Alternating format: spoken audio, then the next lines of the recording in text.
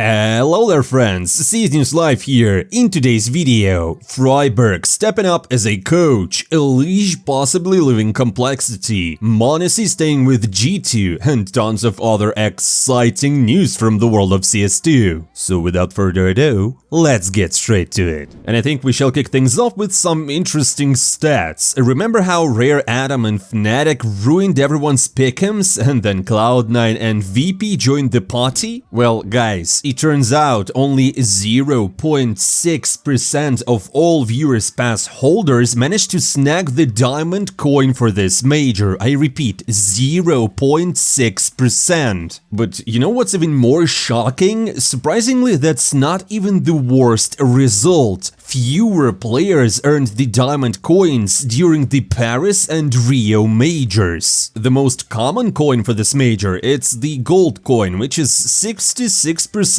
of players. So my friends, which one did you get? Let us know in the comments below. Gonna be honest with you, I've got silver. Just please, don't roast me. Sticking with the stats, it's been revealed that CS has claimed second place in total prize money across all of esports disciplines of this year. Over $26.5 million was awarded across various tournaments. And just $10,000 shy of Dota, which holds the top spot. Can you imagine almost the same prize pool throughout the year for Dota 2 and CS2? If anybody told me this 2 or 3 years ago, I would just laugh, but now it's a reality. Surely, my friends, there's a catch. Among all the games in the top 10, CS had the most tournaments by far, 712 in total. I mean, in 2025, the chances of Dota 2 having less prize money than CS2 are high, and I once again cannot believe it. But guys, what if we just skip 2025? ESL posted their tournament schedule for 2026. And here I just want you to look at this. August. I mean, that's when we typically see one of the most prestigious events of the season, IM Cologne, and there's nothing. So they either moved it to another date, or IM Cologne will become a major, which is basically what Striker from HLTV suggests. Or maybe he leaked some inside info, I don't know, but he basically said that in a couple of years IM Cologne could be granted major status. While this isn't confirmed yet, if it does happen, let's hope that it turns out to be absolutely legendary. Can you imagine IM Cologne and a major, 2 in 1? My friends, what do you think? Could Cologne be perfect for a major? Or it's better for them to be separated? Write your thoughts in the comments below. Speaking of tournaments, we have to talk about the lineup of the upcoming Blast Bounty. Unsurprisingly, big names like Na'Vi, G2 FaZe and other top-tier teams are on the list. But the real attention grabber here is the team number 28, which is Imperial Female. This team not only surpassed their main roster in Valve's rankings, but is now heading to a Tier 1 event. Can you imagine, guys? So, out of curiosity, we looked into the last time a women's team played against men at a Tier 1 event. It's been around 1,500 days since that happened.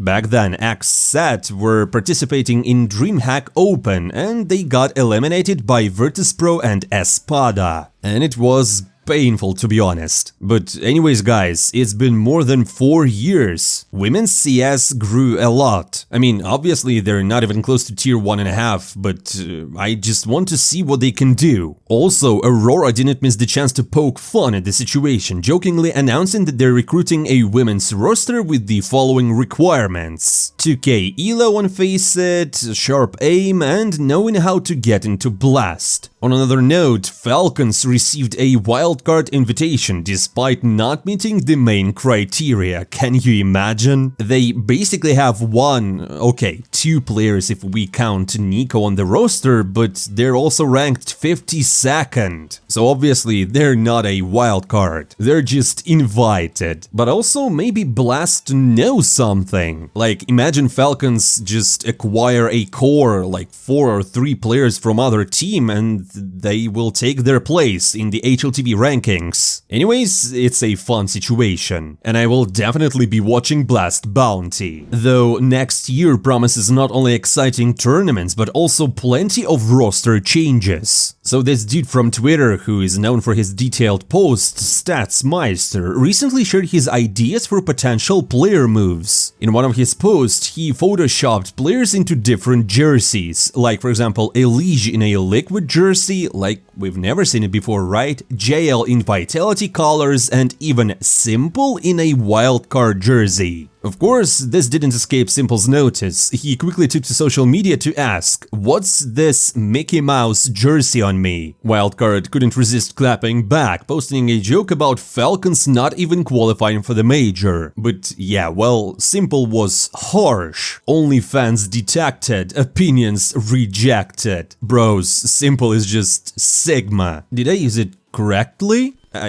I think so. Okay, I also remind you to follow us on Twitter because we share this stuff just when it happens. The link to our Twitter is in the description. Go and follow now. And yeah, obviously the YouTube channel as well, so go on and hit the follow button. By the way, speaking of Elige and him living complexity, so people started talking, and as you know, there's no smoke without fire. Rumors suggest that he might be heading to Europe. And the speculations ramped up even more after Elige recently changed his agent. These rumors didn't go unnoticed by Jason Lake, the CEO of Complexity, who made yet another classy statement. So according to Jason Lake, Complexity is not a prison where players are forced to stay against their will. If Elige gets an offer from a team capable of competing for trophies, Complexity will do everything to facilitate the move. So my friends, I think we might be hearing news about Elige replacement soon. And while some of you might think that he could return to Liquid, I highly doubt it. In case you didn't know, he and Twist had a conflict like between 2018 and 2022. So the move can only happen if they don't hold any grudges. So my friends, what do you think? FaZe or G2 for Elige? Let us know. I honestly believe that Elige is one hell of a player. He's not only good at aiming, he's also tactical, and he knows a lot of stuff about CS2 with huge experience, so it's a win-win situation. Since we're already talking about G2, here's some great news for the team's fans. According to Nell, Monesy isn't going anywhere. He will stay with the team for 2025. This means that G2 will likely make only one change, finding a new anchor player. In our previous videos, we mentioned the possibility of Flamas from Gamer Legion joining the team. I mean, he's already proving himself in an international lineup, making him a strong contender. Also, it's worth noting that Monesy's contract expires exactly at the end of the next year, so there's still a chance he might leave the Samurai in 2026. Yeah, to join Nico in Falcons for free. Anyways, for now, nothing is confirmed. And I'm honestly happy that Monesy will stay with G2. Speaking of the great Saudi Arabian team Falcons, there are rumors that jimmPhat will not join them. According to some insiders, the young talent from Mouse is not really interested in joining the team of Sheikhs without Monesy on the roster. So as a result, Falcons still need 3 more players to fill. Previously, insiders suggested that jimmPhat will join Falcons only alongside Nico and Monesy, but you know guys, with Monesy staying in G2, nothing will happen. Jimmy obviously had the second thoughts, and he's not ready to commit just yet. Guys, so first, what do you think? Is this the right call for jimmPhat? And what will Falcons be in 2025? I mean, the team, the roster. If you want us to make a suggestion video or something, just let us know in the comments below. Even the recent major champions aren't immune to roster rumors. So Maui Snake believes that magixx should be replaced in Team Spirit, with Kioske taking his spot. According to Maui Snake, magixx, despite his solid performance in the finals, is a burden for the team. He argues that magixx doesn't take early duels, he struggles to trade effectively, and adding a second entry fragger would strengthen Spirit's lineup. However, honestly, this idea feels odd. magixx isn't supposed to be an entry fragger, he's more of a hybrid support lurker whose job is to make impactful plays at the right moment and, you know, basically disrupt the opponent's plans. For example, in the final map against Mouse, he baited most players to B at 9-6, enabling his teammates to take A and secure the round. And that's basically what magixx do most of the time. If you want to know more how Kioske plays, you should should just head over to Elige's YouTube channel because he analyzed his playstyle. And Elige pointed out that he is really different from Donk. Maui Snake seemed to have overlooked this key detail in his assessment. Also, if you'd like a full video about Kyosuke and other rising talents of 2025, let us know in the comments below. We'll see what we can do. Sticking with Eastern European teams, there's a good chance Artfrost, the ex-Team Spirit player, could be joining Virtus.Pro. You might remember that in our last video we mentioned a similar rumor about Zorti, but it turns out he only wants to stay in BB team, so that's not an option. Currently, Artfrost is playing for Parivision, but he's no stranger to the big stage. Although I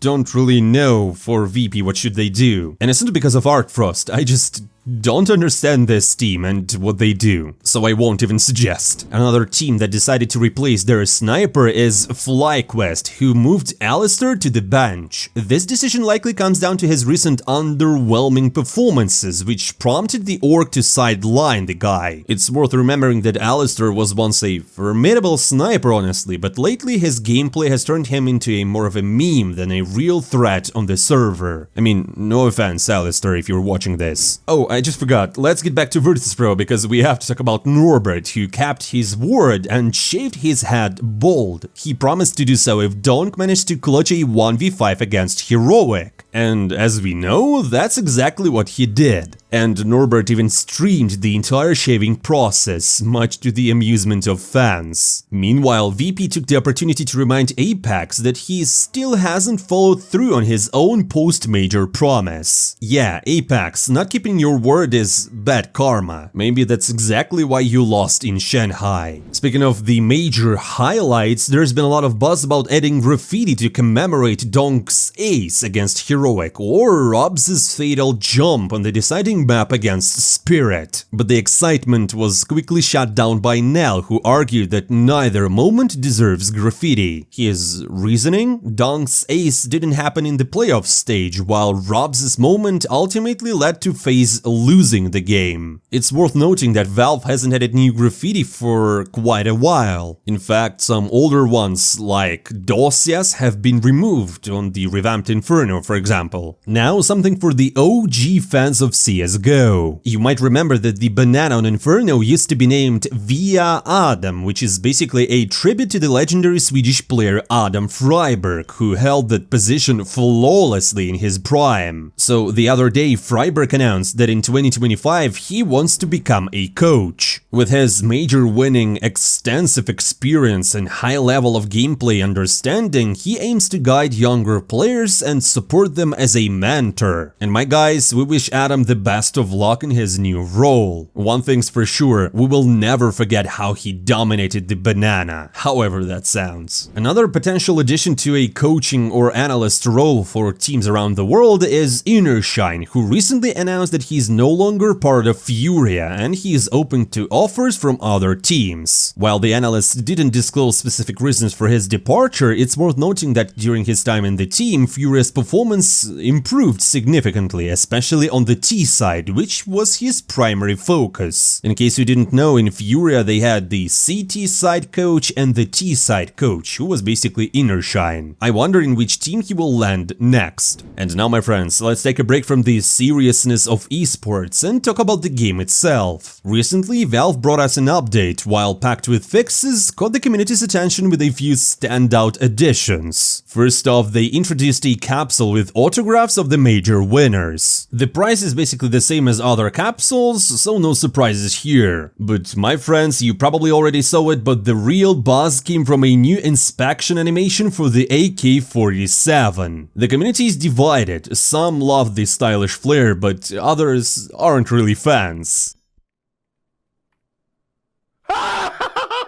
Was? Nein, nein, nein, nein, nein, nein, nein, nein, nein. Are we in Valorant? Are we in Valorant? Chat, I don't get it. What is it?